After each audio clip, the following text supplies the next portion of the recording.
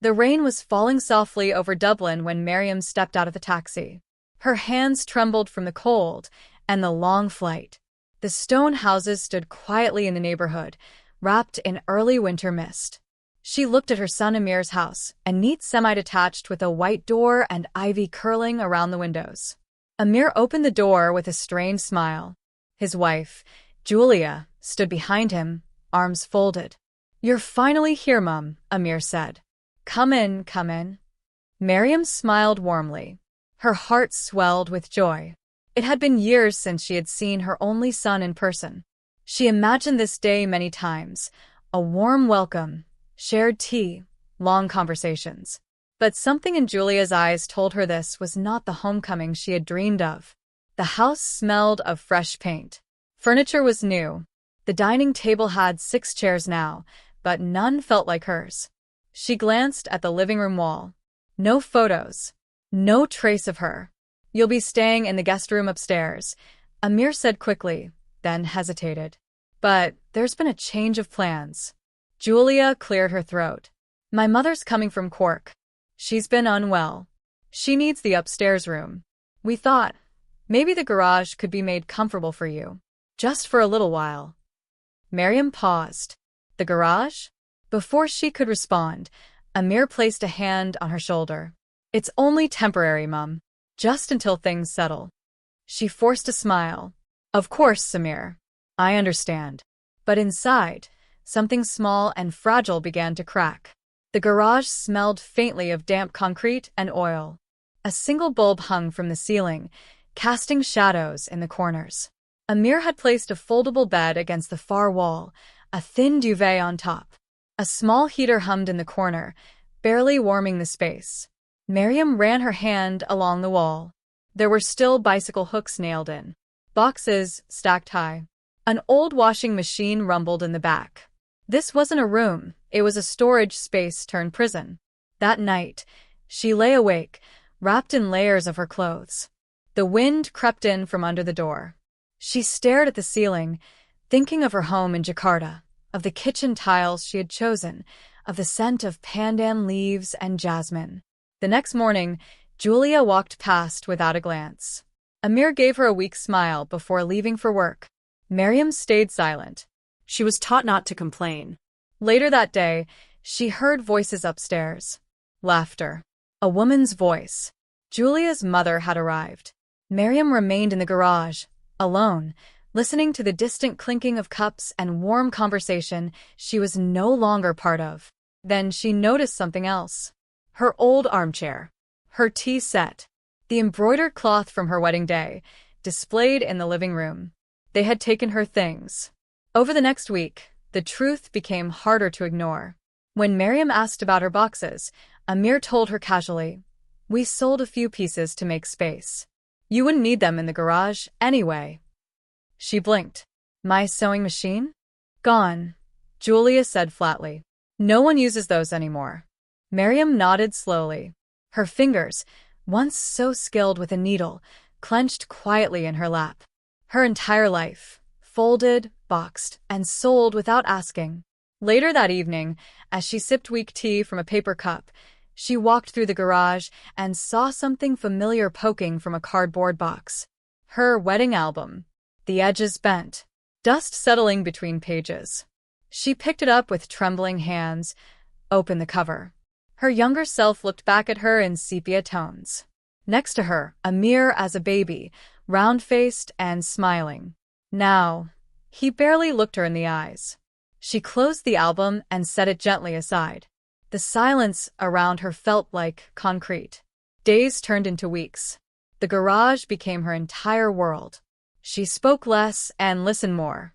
Footsteps above her. Doors closing.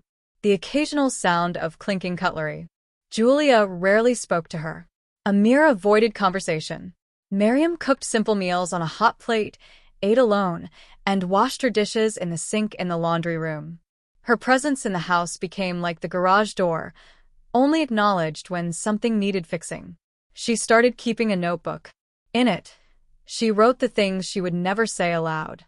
Today, Julia's mother wore my batik shawl. She didn't ask. I said nothing. Amir forgot my birthday. I didn't remind him. They're painting the upstairs room again. I heard them laughing. I haven't laughed in weeks. Her hands, once firm and steady, had begun to tremble. Not from age, but from being erased slowly, without anyone noticing. And still, she stayed silent. One afternoon, as Miriam stood outside folding laundry, a woman from next door peered over the fence. "Hello there," the woman said with a gentle Irish lilt.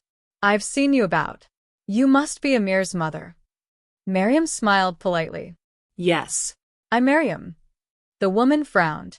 "He's got you out here in the cold? That garage must be freezing at night." Miriam hesitated. "It's all right."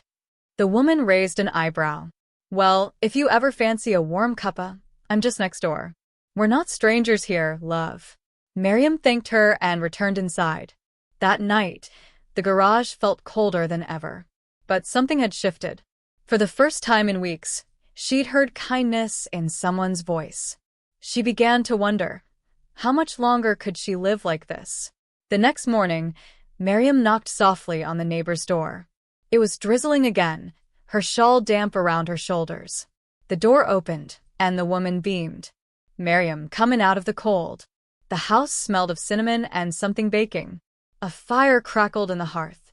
It had been years since Miriam had sat in a room that felt alive. The woman's name was Siobhan. She poured milk tea into floral cups and listened as Miriam spoke, slowly at first, then more freely. About Jakarta. Her husband who had passed away. Amir as a boy, kind, curious, always by her side. "I don't understand what changed," Miriam whispered. "I gave him everything." Siobhan's eyes were kind.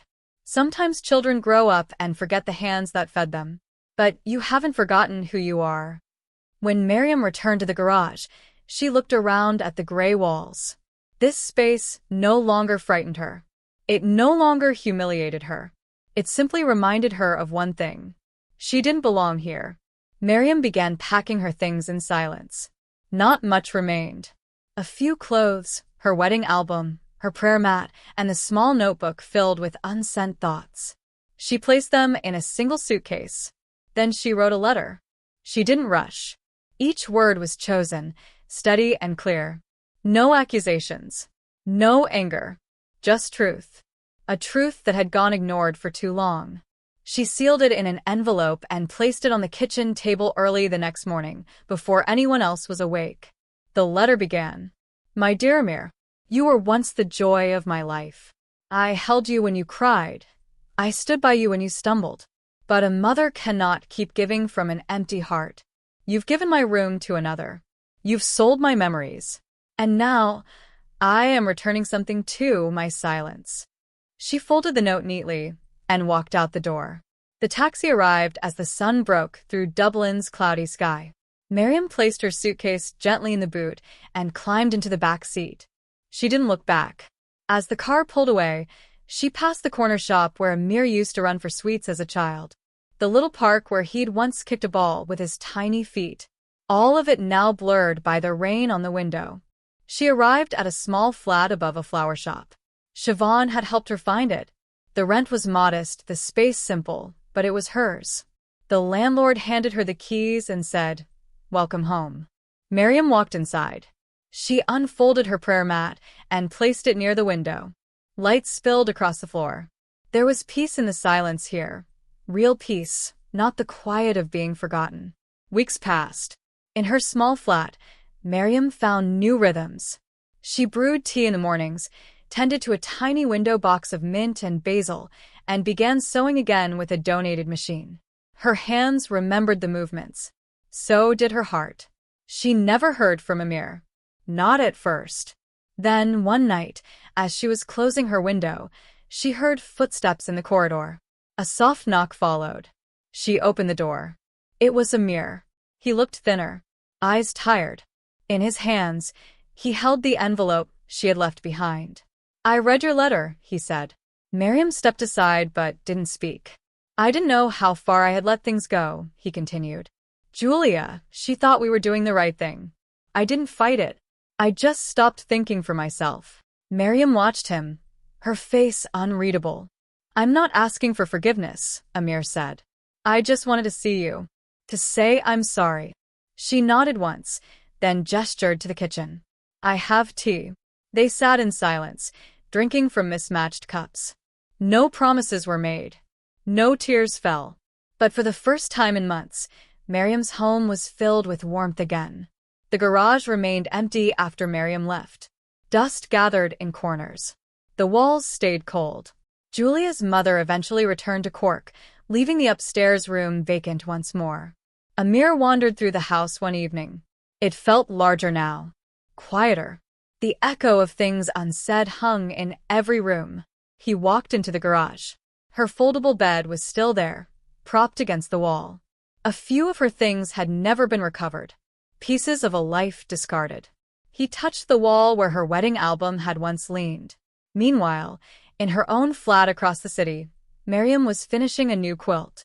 She sewed late into the night, soft music playing in the background.